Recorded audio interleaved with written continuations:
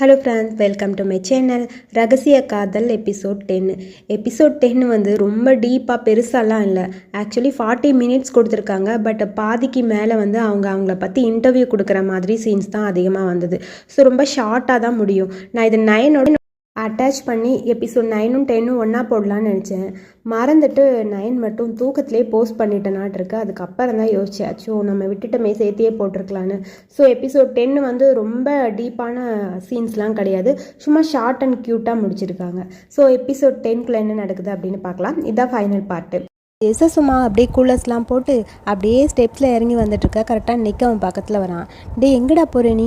உனக்காக நான் ட்ரிப்பை கேன்சல் பண்ணிட்டு நீ எங்கேயோ போயிட்டுருக்கேன்னு சொல்லி கேட்க, நானும் ட்ரிப்புக்கு தாண்டா போகிறேன், வரலன்னு சொல்லிட்டேன், இருந்தாலும் மனசு கேட்கல, அதனால் போகலான்னு இருக்கேன் அப்படின்னு சொல்லி ஜெஸ் சொல்ல, என்னடா உனக்காக தான் நான் போகல, நீயும் போகிறியா? சரி ஓகே போகலாம் அப்படின்னு சொல்ல, என்னது நீ வரையா? ஏன்டா அவனுங்கள்ட்ட வரமாட்டேன்னு சொல்லியிருந்த? அது நீ போகலையா? நீ இல்லாமல் எனக்கு ஒரு மாதிரி இருந்தது, அதனால் நான் வரலன்னு சொல்லிட்டேன்னு சொல்ல, சரி வா போகலான்னு சொல்லி அவன் பேக்கை டக்குன்னு நெக் வாங்கிக்கிறான். ஆமாம், உன் ட்ரெஸ்ஸு நான் ட்ரெஸ்லாம் எடுத்துகிட்டு வரல, உன் ட்ரெஸ்ஸை ஷேர் பண்ணிக்கிறேன், வா போகலான்னு சொல்லி ஒரு வழியாக அப்படியே அங்கே போயிடுறான் அவனும். அடுத்து சேம் டைம் இங்கே தான் காட்டுறாங்க. அதாவது கேம்பிங் சோம்சா ஏதோ ஃபயர் பண்ணிகிட்ருக்க, அதாவது கேம்ப் ஃபயருக்காக ரெடி பண்ணிகிட்ருக்கான். வேணும்னே ப்ளம்மும் கோணும் உட்காந்துட்டு ப்ளம் வேணும்னே அவனை ஓட்டிகிட்ருக்கான். இங்கே பாரு, நைட்டுக்குள்ளே அதில் தீ வரலை மவனே, நீ அவ்வளோதான் சொல்லிட்டேன், விடிய உன்னை உட்கார வச்சிருவேன் அப்படின்னு சொல்ல, அதெல்லாம் ஒன்றும் இல்லைடா, வந்துடும்டா, நான் ட்ரை பண்ணுறேன்னு சொல்ல, சரி ஓகே நான் ரெஸ்ட் ரூம் போகிறேன்னு சொல்லிட்டு கோன்கிட்ட சொல்லிவிட்டு அப்படியே அந்த பக்கம் ப்ளம் போயிடறான்.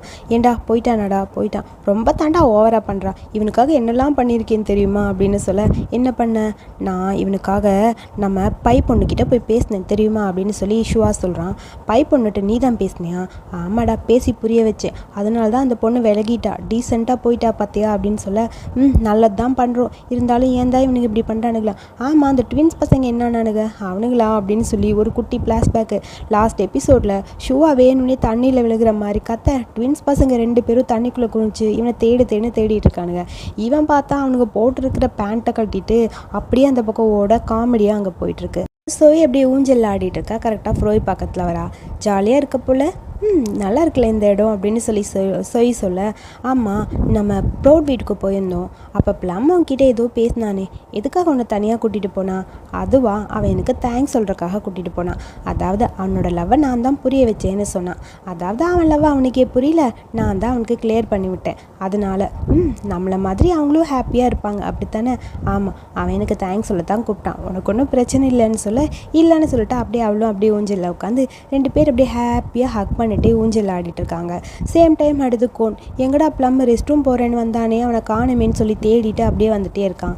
கரெக்டாக ப்ளம் கிட்ட இருந்து ஃபோன் வருது. நீ எங்கே இருக்க? நாங்கள் மலை கிட்ட நிற்கிறேன், நீ சீக்கிரமா வான்னு கோன் கிட்ட சொல்ல, இதோ வந்துட்டேன்னு சொல்லி ஃபோனை கட் பண்ணிட்டு கோன் அப்படியே அவனை ஃபாலோ பண்ணிட்டு போகிறான். மலைக்கு மேலே போய் கோன் நின்றுட்டு பார்க்குறான். அங்கே ப்ளம் இல்லை. என்ன இங்கே வர சொல்லிவிட்டு அவன் எங்கே போனான்னு சொல்லி தேடிட்டே இருக்க, அவன் ஹாப்பி பர்த்டேன்னு பாட்டு பாடிட்டு கையில் ஒரு கேக்கோட ரொம்ப க்யூட்டாக அழகாக அப்படியே கோன் பக்கத்தில் வந்து நிற்கிறான். உங்களுக்கு எப்படி தெரியும் என் பர்த்டே என்னன்னு சொல்லி கேட்க, அது நான் லவ் பண்ணுற பர்சனை பற்றி எல்லாமே எனக்கு தெரியும், இந்தா கேக்கு, நீ கண்ணை மூடிட்டு ஏதாவது விஷ் பண்ணிக்கோ, அப்படியே அந்த கேண்டில் ஊதுன்னு சொல்ல அவனும் ஏதோ விஷ் பண்ணிக்கிறான். சரி இதை நான் கீழே வச்சுறேன்னு சொல்லி கேக்கை கீழே வச்சுட்டு, நான் உன்கிட்ட ஒன்று கேட்கணும், நான் உன்கிட்ட ஒன்று சொல்லணும், அதாவது இன்ஜினியரிங் லைஃப்பை பொறுத்த வரைக்கும் கியருங்கிறது ரொம்ப இம்பார்ட்டன்ட், அது ஒரு ஹார்ட் மாதிரி, அந்த கியர் யாருக்கு கொடுக்குறோமோ அவங்களுக்கு நம்ம ஹார்ட் கொடுக்குற மாதிரி அப்படின்னு நீ கேள்விப்பட்டிருக்கியான்னு சொல்லி கேட்க, ஆமாம் இன்ஜினியரிங் பொறுத்த வரைக்கும் கியர் தான் ரொம்ப முக்கியம்னு எனக்கு தெரியும் அப்படின்னு கோன் சொல்ல, என்னோட ஹார்ட்டு, என் ஹார்ட்டை நான் கோனுக்கு தான் கொடுக்க போகிறேன்னு சொல்லி கையில் அப்படியே ஒரு செயின் மாதிரி, அந்த செயினில் டாலர் இருக்க வேண்டிய இடத்துல கியர் தொங்குது. அதை அப்படியே கோன் கிட்ட ப்ளம் காட்ட, அடுத்து கோன் அவனோட கியரையும் எடுக்கிறான். ஸோ 2 பேரும் அப்படியே ஹாப்பி பர்த்டே கிஃப்ட் மாதிரி எக்ஸ்சேஞ்ச் பண்ணிக்கிறாங்க. எக்ஸ்சேஞ்ச் பண்ணிவிட்டு ஐ லவ் யூன்னு இவன் சொல்ல, ஐ லவ் யூ டூன்னு அவன் சொல்ல, இப்படியே க்யூட்டான மூமெண்ட்டில் 2 பேரும் ஹக் பண்ணிவிட்டு கன்னத்தில் க்யூட்டாக ஒரு கிஸ் பண்ணிவிட்டு அப்படியே அந்த மலையை பார்த்துட்டே நிற்க, இந்த எபிசோடு அப்புறம் இந்த சீரீஸை இதோட முடிச்சிட்டாங்க.